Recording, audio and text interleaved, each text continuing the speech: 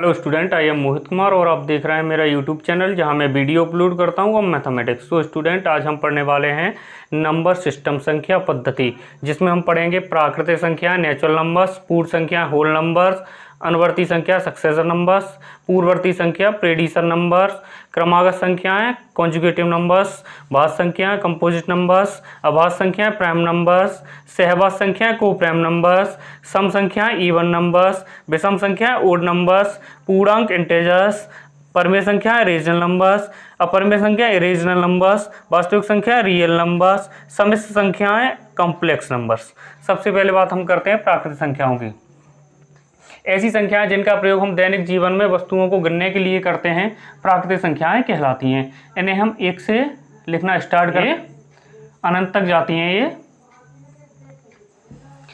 कोई भी प्राकृतिक संख्या सबसे बड़ी प्राकृतिक संख्या नहीं होती, क्योंकि उसमें एक जोड़ने पर उससे अगली प्राकृतिक संख्या प्राप्त हो जाती है। इसलिए कोई भी प्राकृतिक संख्या सबसे बड़ी प्राकृतिक संख्या नहीं होती है। सबसे छोटी प्राकृतिक संख्या एक होती है। यदि हम बात करते हैं पूर्ण संख्याओं की। यदि हम इसको W से प्रेजेंट करते हैं, यदि हम प्राकृतिक संख्याओं के परिवार में शून्य को शामिल कर लें तो प्राप्त हुआ संख्याओं का समूह पूर्ण संख्याएं कहलाती हैं, जिन्हें हम 0, 1, 2, 3, 4, 5, 6, 7, 8, 9 ... ये भी अनंत तक जाती हैं से प्रदर्शित करते हैं।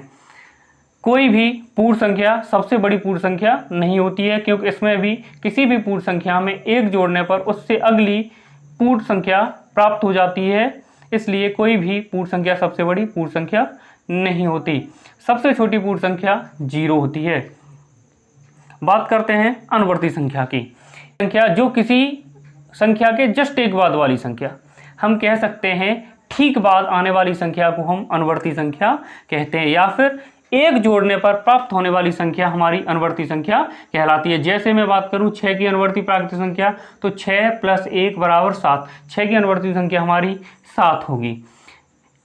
बात करते हैं पूर्ववर्ती संख्या, प्रेडिसर नंबर, एक घटाने पर प्राप्त होने वाली संख्या, या हम कह सकते हैं जिस संख्या की पूर्ववर्ती संख्या पूछी जा रही है उससे ठीक एक पहले की संख्या को हम पूर्ववर्ती संख्या कहते हैं। और इसको प्राप्त कैसे करते हैं? उसी संख्या से जिसकी पूर्ववर्ती संख्या निकालनी है उससे 1 माइनस कर दो तो उसकी पूर्ववर्ती संख्या प्राप्त हो जाती है। जैसे अगर मैं बात करूं 9 की पूर्ववर्ती संख्या, तो 9 में से 1 को हटाएंगे हम 8, तो ये हमारी 9 की पूर्ववर्ती संख्या प्राप्त हो गई है। बात करते हैं क्रमागत संख्याओं की।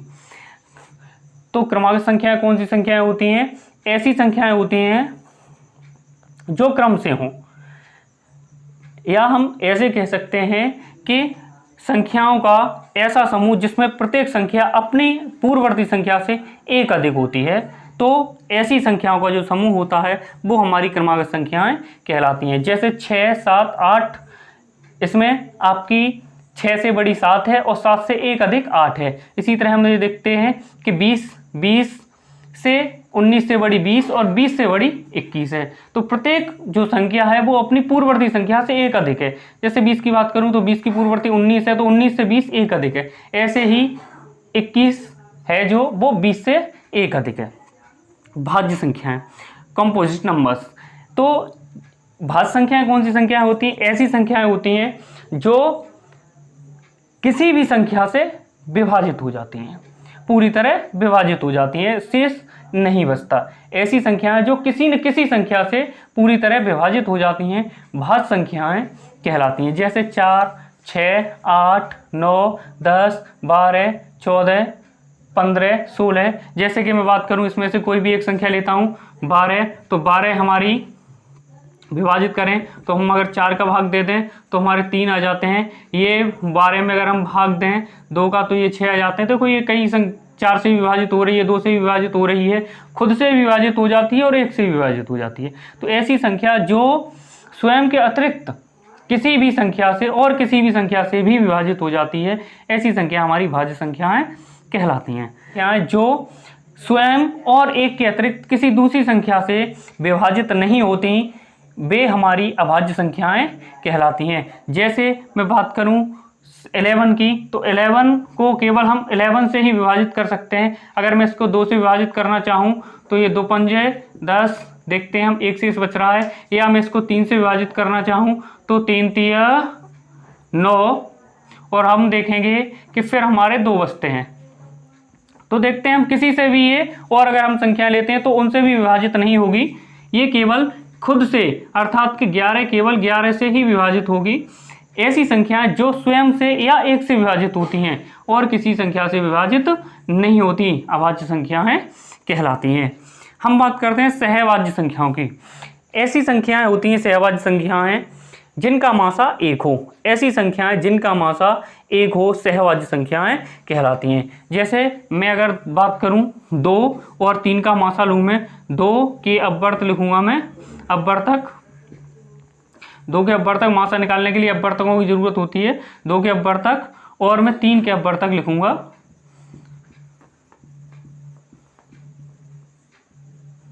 तो देखते हैं हम 2 के अपवर्तक 1 और 2 होंगे, 3 के अपवर्तक 1 और 3 होंगे। अगर मैं इनका मासा निकालूं तो मासा क्या होता है, समान और बड़ा अपवर्तक होता है मासा, तो मासा बराबर हमारा 1 आता है।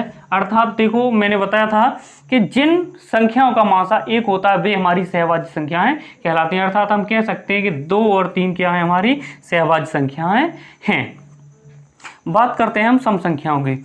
ऐसी संख्याएं जो 2 से पूरी तरह विभाजित हो जाती हैं सम संख्याएं कहलाती हैं। जैसे 2 है, 4 है, 6 है, किसी में हम 2 का भाग दें, 8 में देते हैं तो 2 चौके 8 पूरा विभाजित हो गया, 14 में देते हैं तो 7 14, ये पूरा विभाजित हो गया 2 से। तो इस तरह की जो संख्याएं हैं जो 2 से पूरी तरह विभाजित हो जाती हैं हमारी सम संख्याएं कहलाती हैं। अगर मैं 18 को 2 से विभाजित करता हूँ 18 को, तो 2 ने 18, और ये देखो हमारा शेष 0 बच रहा है, इसका मतलब ये 2 से पूरी तरह विभाजित हो गई है। तो ऐसी संख्याएं जो 2 से पूरी विभाजित हो जाती हैं हमारी सम संख्याएं कहलाती हैं। इनको पहचानने का एक नियम होता है, अगर इनका इकाई वाला अंक, कोई भी संख्या है जिनका इकाई वाला अंक 0 है, 2 है, 4 है, 6 है, 8 है, इनमें से अगर आता है तो वो हमारी सम संख्या कहलाती है। बात करते हैं हम विषम संख्याओं की, ओड नंबर्स की। ऐसी संख्याएं होती हैं जो 2 से पूरी तरह विभाजित नहीं होती, विषम संख्याएं कहलाती हैं। जो 2 से पूरी, या हम कह सकते हैं जिनमें 2 का पूरा भाग नहीं जाता, विषम संख्याएं कहलाती हैं। मैं कोई भी संख्या इनमें से, जैसे 1 है, 3 है, 5 है, 7 है, 9 है, 11 है, 13 है, 15 है, जैसे कि मैंने 15 ले लिया। अब मैं देखता हूं कि 15 2 से विभाजित होती है या नहीं होती है। 2 7 14, देखता हूं मैं, एक शेष बच रहा है, शेष पर 0 नहीं आ रहा है, इसलिए पूरी विभाजित नहीं है, इसलिए हम कह सकते हैं कि 15 एक हमारी विषम संख्या है। ऐसी संख्याएं जो 2 से पूरी तरह विभाजित नहीं होती विषम संख्याएं कहलाती हैं। अब मैं बात करता हूं पूर्णांक। तो पूर्णांक क्या होते हैं? पूर्ण संख्याओं में अगर ऋणात्मक संख्याएं शामिल हो जाएं तो जो संख्याओं का समूह प्राप्त होता है वो हमारा पूर्णांक कहलाता है। संख्याओं का ऐसा समूह जिसमें ऋणात्मक संख्याएं, सभी ऋणात्मक संख्याएं व धनात्मक संख्याएं शामिल हों, पूर्णांक कहलाता है। जैसे 1 2 3 4 5 6 7 8 डॉट डॉट, और इसमें 0 भी शामिल रहेगा, -1 -2 -3 -4, ये भी इन्फिनिटी तक जाएंगी, अनंत तक जाएंगी। तो इस तरह लिखी हुई जो संख्याएं होती हैं सभी ऋणात्मक संख्याएं आ जाती हैं, इसमें सभी धनात्मक संख्याएं। तो ये संख्याओं का जो समूह होता है ये हमारा पूर्णांक कहलाता है। परमेय संख्याएं, इनको हम Q से डिनोट करते हैं, इसको हम Z से करते हैं, इनको हम Q से दर्शाते हैं। तो जैसे 1/2, 3/4, 8/9, -13/15, इस तरह की जो संख्याएं होती हैं हमारी परमेय संख्याएं कहलाती हैं। या हम कह सकते हैं भिन्न रूप में लिखी गई संख्याएं सभी परमेय संख्याएं कहलाती हैं। या जिसको ऐसी संख्या जिसको P/Q के रूप में व्यक्त किया जा सके, तब जहां P व Q पूर्णांक हैं, P व Q पूर्णांक हैं और Q बराबर नहीं होना चाहिए 0 के।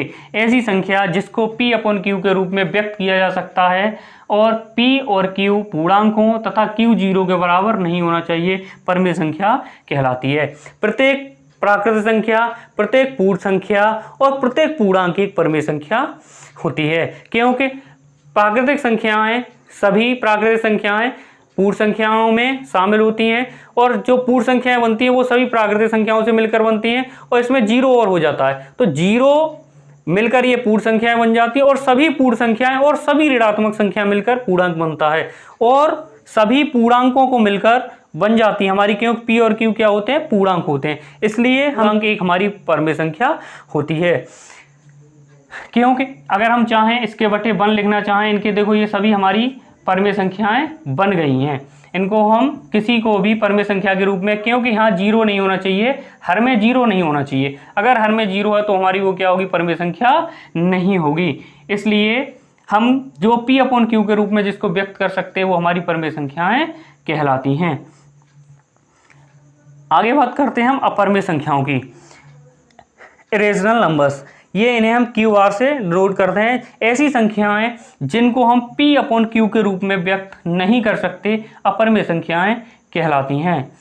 √2, √3, √5, √7 या ये दशमलव प्रसार इनका शांत नहीं होता है और रिपीट भी नहीं होता है, शांत भी नहीं होता और रिपीट भी नहीं होता, ऐसा दशमलव प्रसार जिनका होता है वे हमारी अपरमेय संख्याएं कहलाती हैं।